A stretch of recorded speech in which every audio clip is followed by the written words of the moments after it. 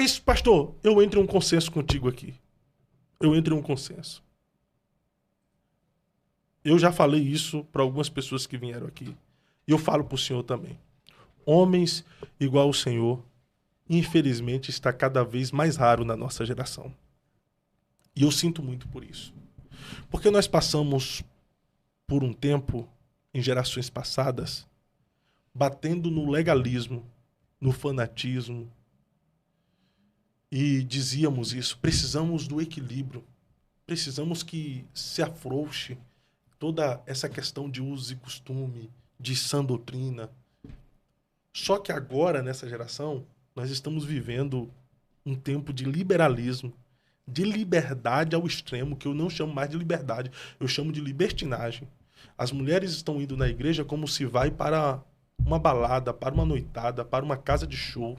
Os homens estão indo para a igreja também como se vão para qualquer outro lugar, menos em um lugar onde vai ter um encontro com Deus e tem que ter reverência. Eu concordo que existem muitas igrejas que, infelizmente, parecem-se mais com casa de shows, com casas noturnas, do que igreja, que foi consagrada para ser chamada de casa de Deus, um lugar onde nós devemos ter um encontro com Deus. Eles não têm mais respeito. Eles vão de forma indecente, eles vão sem pudor, eles vão querendo mostrar os seus atributos físicos e para isso usam roupas apertadas, coladas, sem pudor nenhuma.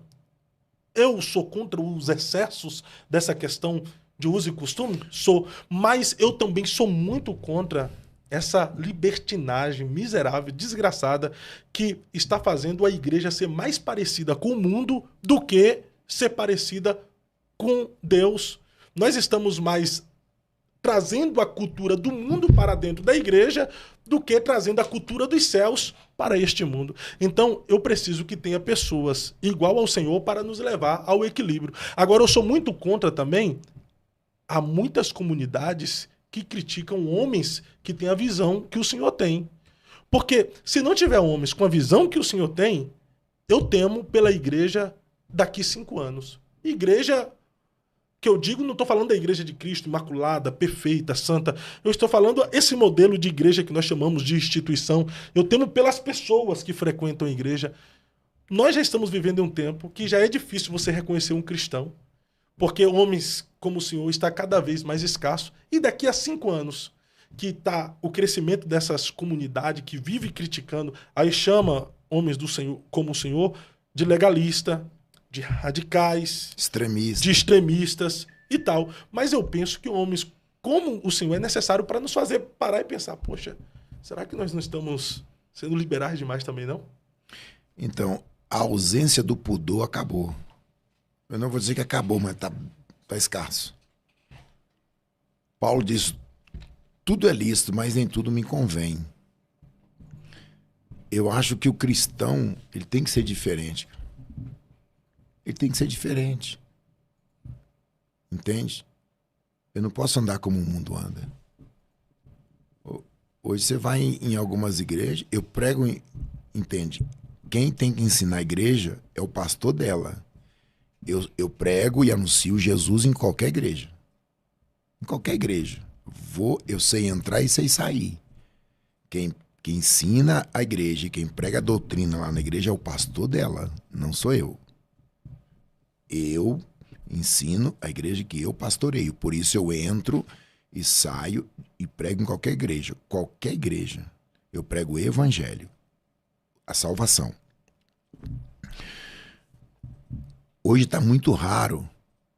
Hoje você não sabe quem é quem mais, cara. Hoje o mundo está vestindo mais comportado do que a igreja. Infelizmente. O mundo hoje. Você nunca vai ver uma mulher, nunca. Você vai ver uma mulher que tem pudor usando uma roupa vulgar. Você nunca vai ver. Ela sendo cristã ou não, você nunca vai ver. Você vai ver ela sempre composta e comportada. A rainha da Inglaterra, procura e me mostra uma foto da rainha da Inglaterra mostrando uma parte do seu corpo a não ser o rosto. Me mostra. Por quê? Ela tem um padrão.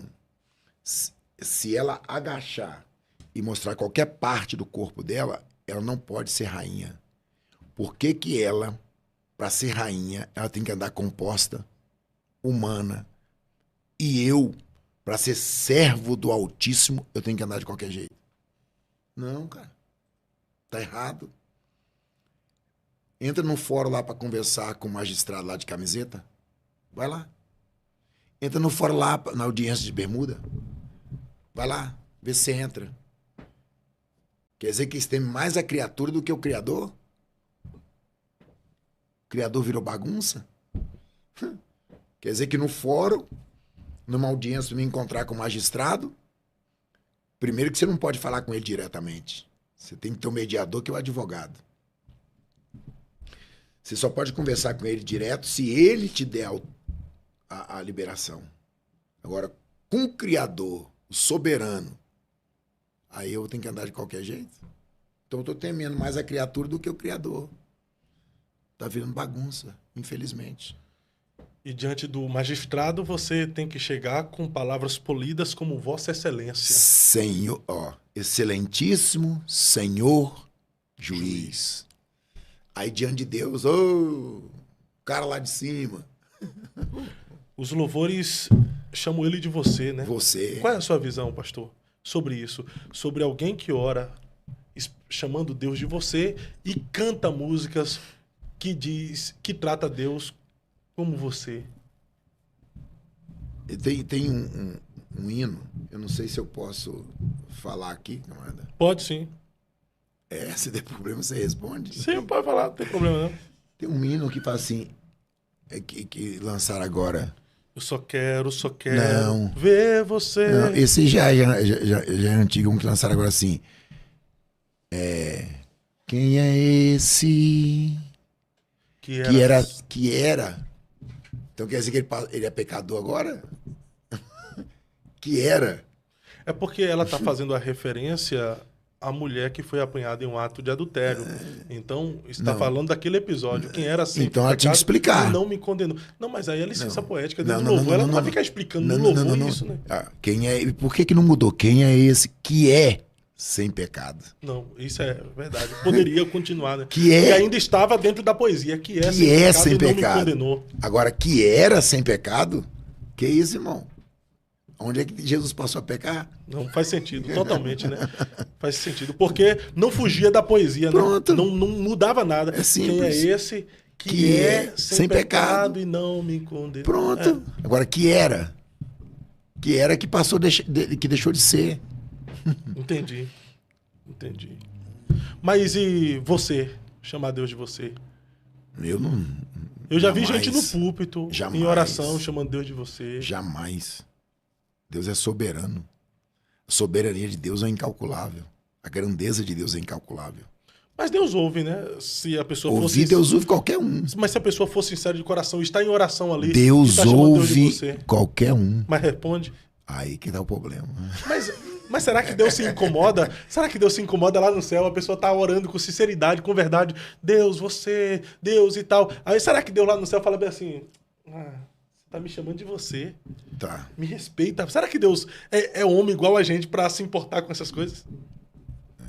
Se Deus fosse homem como nós, irmão, não existia nenhum de nós mais. Então, acho que Deus não se importa com isso não, mãe. Tá. Ele olha mais pra sinceridade, pra verdade, pra entrega, pro quebrantamento do coração. Ainda que eu discorde de alguém, seja na letra de uma canção ou numa oração, se referir a Deus como você. Você tem Samuel, que ele foi um grande profeta? Sim. Tá. Era homem de Deus? Sim. Só que quando ele foi orar por Saul, o que Deus falou com ele?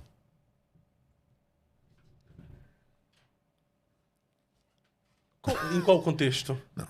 Ele foi orar pedindo a Deus misericórdia por Saul. O que Deus fez com ele?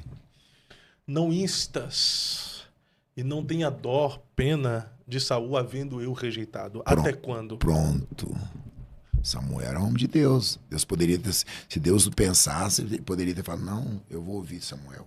Samuel é homem de Deus. Samuel é fiel a mim. Deus não olha isso não, irmão. Você tem que ter Deus como soberano. Esquece o resto.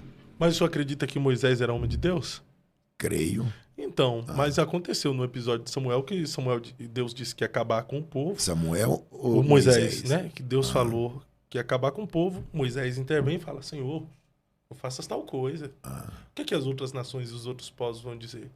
Que o Senhor trouxe o povo de lá do Egito para matá-los, o Senhor mesmo matar eles no deserto. Aí Deus voltou atrás, e aí? Tá. Mas escapou alguém? Escapou? Quem? Oxe, Josué e Caleb. entraram na Terra Prometida. Só. E o povo, cadê? Perdoou? Deus falou com Jonas assim, eu vou destruir Nínive. Jonas profetizou. Jonas não queria ir para Nínive, irmão. Não era com medo. Jonas não queria ir para Nínive porque ele sabia que Deus ia ter misericórdia de Nínive. Ia perdoar o povo. E ele queria que Deus matasse. Tá bom. O rei foi lá, convocou para todo mundo orar e jejuar ao Deus de Jonas. Eu vou dizer e vou repetir. Não existe barreira, não existe problema, não existe muralha, não existe demônio. Potestade, não existe nada. Que se você enfiar a cara na oração e no jejum, que em nome de Jesus não cai por terra. Não nada suporta o jejum, irmão. Em nome de Jesus, se você estiver jejuando, enfiar a cara mesmo, de coração, rasgar a alma, não tem nada que suporta. Tá? O povo se arrepende, Deus perdoa, correto? Deus falou, não vou destruir eles não, tá perdoado. Sim ou não? Sim. E depois? O povo perdoou e o Jonas ficou como falso profeta. Né? Tá. E depois? Deus foi lá e matou todo mundo de novo, irmão. Matou o povo de Nínive. Com certeza. Depois. Então pronto. Não tem que discutir com Deus. Deus não pensa igual eu, Deus não pensa igual você. E ele é Senhor, né? Tratar ele como você é... Acabou a conversa. Aí é interessante que muitas pessoas chamam Deus de você e chamam o pastor de Senhor. Já viu isso? Sim, Senhor, pastor. Pastor, o Senhor. E aí em oração, você, Deus. Né? É o que eu tô te falando, camarada. Deus ouve todo mundo e vê tudo que você faz de certo e de errado. E Deus ouve todo mundo. Deus sabe que cada ser humano tem 2.400 pensamentos por dia. Deus sabe que você vai pensar daqui 100 anos. Agora o problema é responder.